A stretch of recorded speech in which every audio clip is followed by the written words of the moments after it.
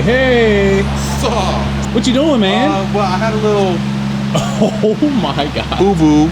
Come on, Chris. Devin. No. No. Devin. Yeah, I'm gonna need your services, Devin. Oh yeah, and then this ripped out too. Oh my. So we had to put a plate there. Oh, did he do that? That was a collaborative effort. Okay. And me and Isaac, I put the jack under there, he put the boards under there. Yeah. I was pumping it up, and he was more over here. Here's a pro tip. Leave your wheel and tire on until you have it jacked up and a jack stand underneath. Yeah. Smart. Because we got in a rush and it was like, oh, I'll get the wheel up, you get the thing. We'll do, yeah, I'm doing this, you're doing that. And I thought about it like, if this was on there and it fell off the jack, it wouldn't have been a big deal. We just looking it over, seeing what's wrong with it. Yeah. Motor mount completely let go. So we're gonna put some Serial 9 motor mounts on it. So we've decided just to go all out race car. We're gonna cage it up. I was gonna start with a whole new chassis, all that, but it's doing really good. I got a PB 2039. I'm hoping to get down in the 202s, 201s next time out. That's fast. Bro, they're gonna hate you at the track, man. Like, who's this guy? Who do you think he is? What's this Camry? Yeah. I think they already do. I was gonna get a Camry badge, put it on the back. Because one of the guys that runs like a BMW race car was talking to another guy, I wasn't around, and said something about, man, this like, I don't know, man, this Camry came up behind me and just passed me like I was sitting still. I didn't know what the heck was going on. He really thought it was a Camry. I've just got like a Crisco bolting cage. It doesn't have the intrusion bars, you know, in case the wheel gets jammed back in there. You know, it's gonna break my feet. It's gonna break my feet. So I don't have much fuel capacity in it, especially with the E85. It like, Yeah. it just got maybe 10 gallons worth. That's crazy. And I'll get 6-7 laps. That's another thing is we're thinking of, you know, seats are all gonna be gone. I'll put another racing seat in there so I can have people ride with me. Yeah. And we're gonna move the fuel cell, put a bigger fuel cell in, but it'll be like right where the back seats are. It's funny you say you want to do all of this, because I remember you were like, I'm gonna leave the interior, we're not touching it. Well, I was, because it is a true Tour V5 speed, and you know, probably worth some money, but man, it's got a ton of miles on it. You're on the track, man. I beat the shit out of it Exactly. already.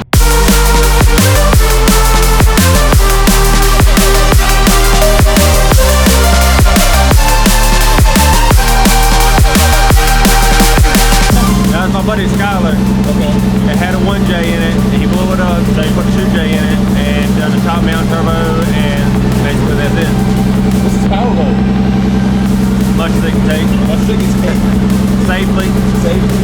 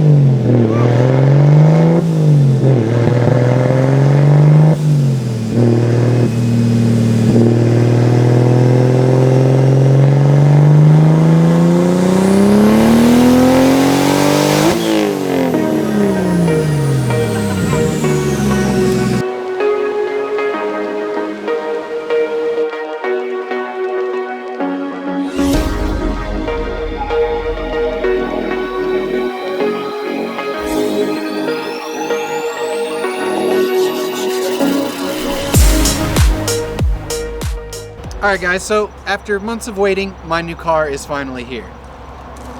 Yeah. JZS 171 Crown Athlete V.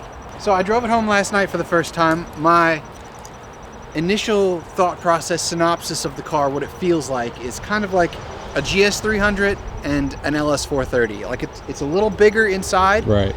than an Aristo. Not as big as an LS430, obviously, but it rides more like an LS430 and less like an Aristo. So did these just become legal? Yes, this is a September of 1999 car, so it became legal last month for import. Okay. So it's one of the first. I've seen a few other people in the last few days, like, making posts saying, hey, my 171's here. I'm like, yeah. So you knew Me it was too. time. What do you plan to do with this thing? Drive it. Drive daily, it? Daily it. Yeah. Like, I'd like to be able to drive one of my cars for a little bit, because I feel like I always drive dealership cars. So, yeah, I'm just stoked to drive it. It's all stock. Yeah? You're not gonna modify it? I will. Of course I will. Devin. Exactly. Hi, I'm Ed. Have we met? Yeah, I knew that.